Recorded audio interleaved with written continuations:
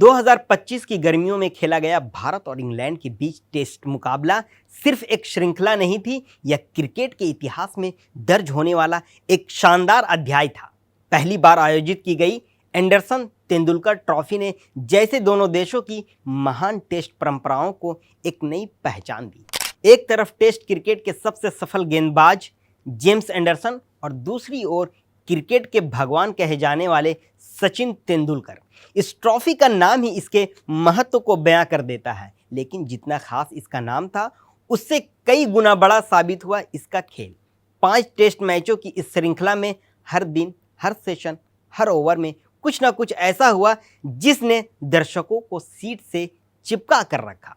Series का आखिरी test the Oval में खेला गया और यहीं से वो मैदान बना जहां मोहम्मद सिराज ने वो कर दिखाया जिसे लोग सालों तक याद रखेंगे। आखिरी दिन इंग्लैंड को जीत के लिए सिर्फ चाहिए 35 रन और भारत को चाहिए थे सिर्फ 4 विकेट। मैच लगभग हाथ से जा चुका था, मगर मैदान पर उतरे सिराज ने सबकी उम्मीदों को न सिर्फ जिंदा किया बल्कि 3 विकेट झटक कर भारत को 6 रन से चमत्कारिक जीत दिला दी। यह रनों के लिहाज से भारत की टेस्ट क्रिकेट इतिहास में सबसे करीबी जीत थी। इससे पहले 2004 में भारत ने ऑस्ट्रेलिया को 13 रनों से हराया था। इस प्रदर्शन के लिए सिराज को प्लेयर ऑफ द मैच चुना गया और उन्होंने सीरीज में कुल 23 विकेट लेकर जसप्रीत बुमराह के रिकॉर्ड की भी बराबरी कर ली, जिन्होंने इंग्लैंड में 2021-22 में इतने ही विकेट लिए थे।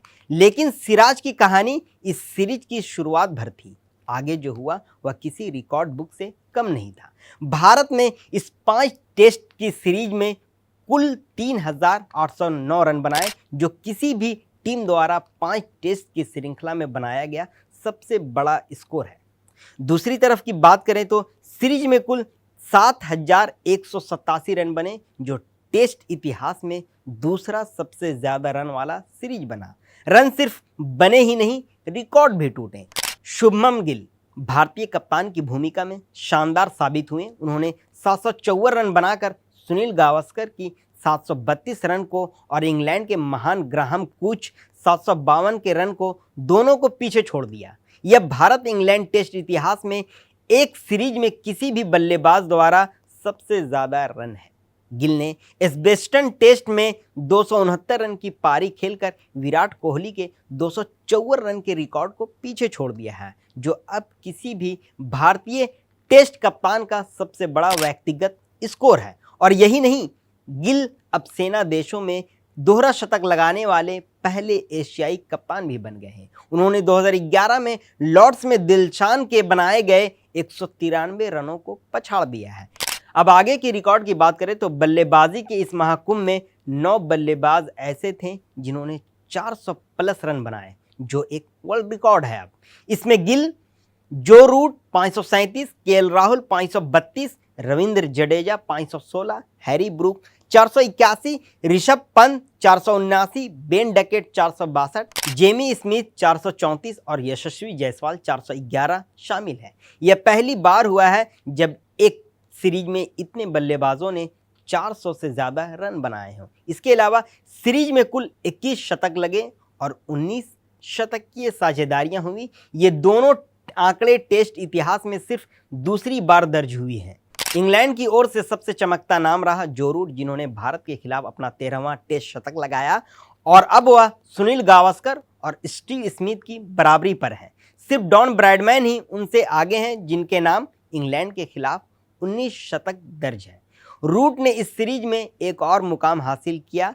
वो वर्ल्ड टेस्ट चैंपियनशिप के इतिहास में 6000 रन बनाने वाले पहले खिलाड़ी भी बन गए हैं। इंग्लैंड के लिए यह श्रृंखला एक और मायने में निराशाजनक रही। भारत के खिलाफ यह उनकी लगातार चौथी टेस्ट सीरीज थी जो वे नहीं जीत सके।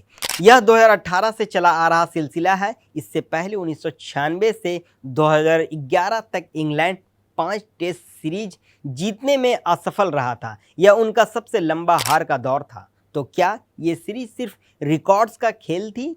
नहीं, ये भावना, संघर्ष, रणनीति और साहस की मिसाल थी। यह सिराज के जुनून, गिल की लीडरशिप, रूट की क्लास और क्रिकेट के हर फॉर्मेट में टेस्ट के अस्तित्व की जीत थी। एंडरसन तेंदुलकर ट्रॉफी की ये पहली किस्त भले ही 2-2 से बराबरी पर खत्म हुई हो, लेकिन दर्शकों के दिलों में भारत की ऐतिहासिक वापसी, रोमांचक अंत और रिकॉर्डों की बारिश ने इसे अमर बना दिया। क्रिकेट की सबसे पुरानी परंपरा टेस्ट क्रिकेट एक बार फिर से जीवित हो गई और इस बार भारत इंग्लैंड की इस टक्कर ने यह साबित कर दिया कि अब जब जुनून मैदान पर उतरता है तो आंकड़े सिर्फ पीछे खड़े तालियां बजाते हैं।